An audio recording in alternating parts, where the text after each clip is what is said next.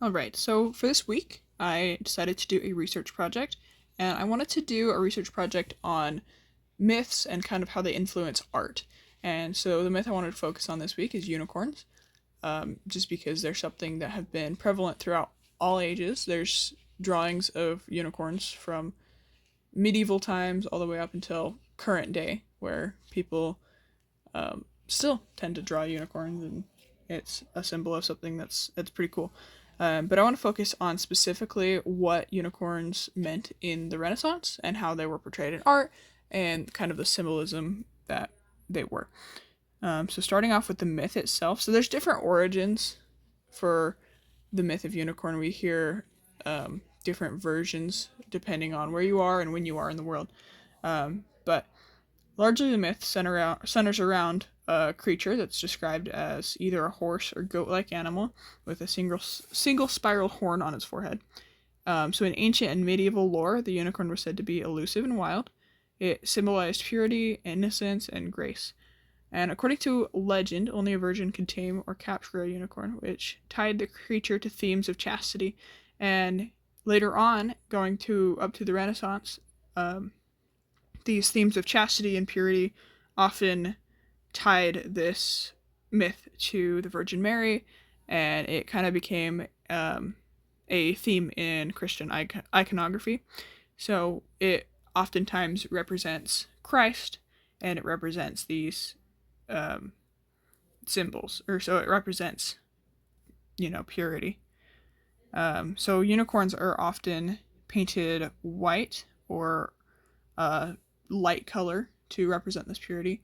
This is one of my favorite pieces here. So this one comes from Raphael, and it's called A Portrait of a Lady with a Unicorn. And it is one of his famous works, but this lady here in this photo is holding a unicorn, which symbolizes purity and chastity, and it's a representation of these Renaissance ideals of femininity and virtue. Something interesting about this painting is that originally, when this was painted, the unicorn was not a unicorn. So you can see behind the unicorn's head, there is a couple light spots on the lady's sleeve, and that's actually where it used to be ears, because this used to be a lapdog before Raphael painted over it. So it was originally a painting of a dog, and then was later changed to be a unicorn to just further represent the purity that this lady must have had. So that's something that is kind of neat about this photo here. This painting is called The Virgin and the Unicorn. It is by Domenichino. I don't know how to pronounce his name, I apologize. But this is actually a painting of the Virgin Mary. So this painting here is her, and the unicorn could represent Christ or purity, and it kind of goes to just show the connection between these religious themes and the unicorn itself.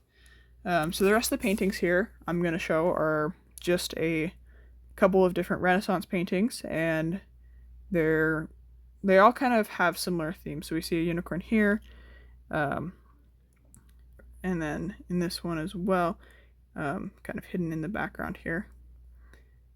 And this one's painted with a religious figure, and this last one here is clearly a religious figure. He's got wings and a halo.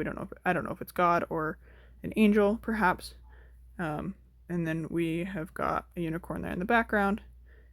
And it's just all kind of associated with this idea that unicorns are something that's pure and good. And I just think it's such a neat myth, and researching this has been something that has been super fun for me to learn about, something fun for me to kind of go and understand a little bit more about, because you hear about unicorns in the Bible, and I've seen photos of them growing up and all this sort of stuff, and never really understood the meaning of them. So learning about this has been super interesting. Here's my sources, and thank you so much for listening.